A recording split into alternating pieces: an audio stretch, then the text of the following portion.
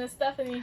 And welcome to the Children's Online Sunday School. Yeah, essentially. This week we're continuing with our story of Joseph because he's got an interesting story. It's pretty long. So yeah, we're gonna continue with that. So after Joseph was sold by his brothers, there was going to be a lot of really crazy things that happened in his life. The first thing that happened was he was sold to a very high-ranking official in ancient Egypt named Potiphar, around that name.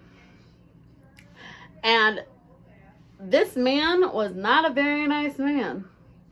But God kept his eyes on Joseph, making sure that he was going to be okay no matter what. So, because Joseph was such a hard worker, this official, I'm not going to try to say the name, Potiphar.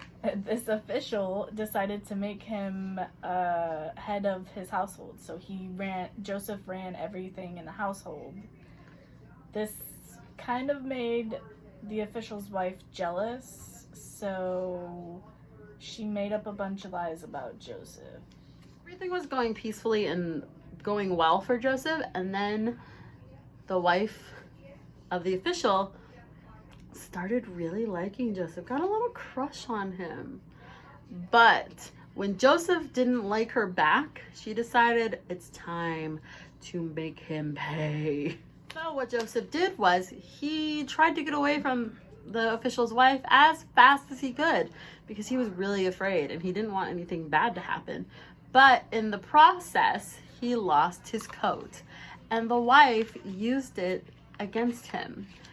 She showed it to her husband, said this man was going to do some really bad things to me, and they threw Joseph in jail.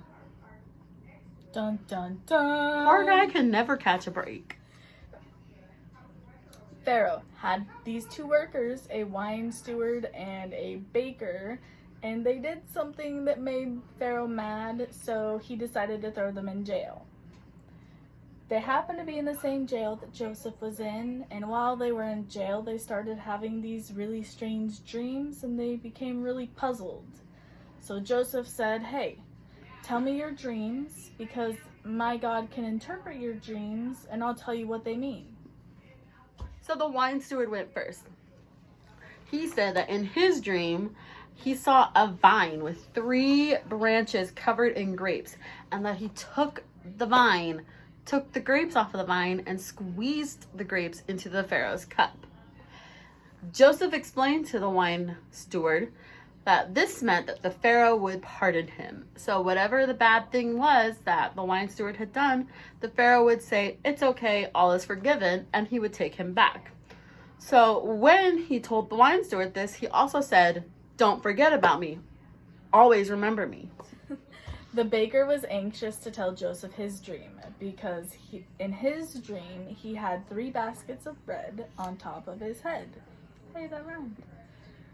But there were all these birds that were eating the Pharaoh's pastries.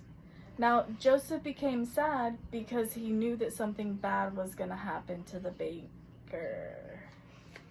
So, just as Joseph said, everything actually happened. 3 days after the baker and the wine steward told Joseph about their dreams, it was the Pharaoh's birthday. And on the Pharaoh's birthday, he pardoned the wine steward and allowed him to come back to work for him. But the baker unfortunately died because of the Pharaoh. Wah, wah, wah. But those weren't the only dreams that Joseph helped people figure out. Next week, we're going to talk about when Joseph and the Pharaoh talked about Pharaoh's dreams and what they meant. Okay, bye! Bye!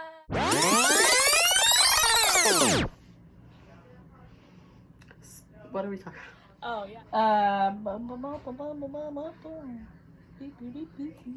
Bye! Dance break. Taco Bell? Dance break.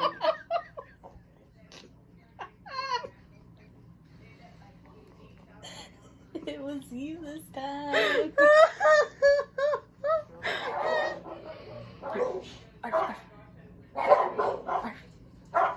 What are they barking at? I don't know. What's the question? Hey!